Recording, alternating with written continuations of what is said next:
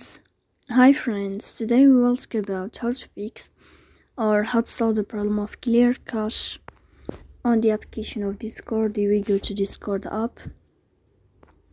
In this page we go to apps, default apps, app settings.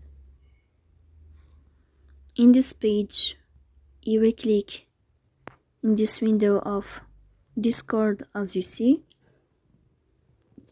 Here in this page of app info, you will click on first stop and you will click OK. Here you will enter to the window of storage. Then we click on clear cache. But pay attention, don't click clear data because that can delete your account. In the end, you can turn off your phone and you can restart your phone again.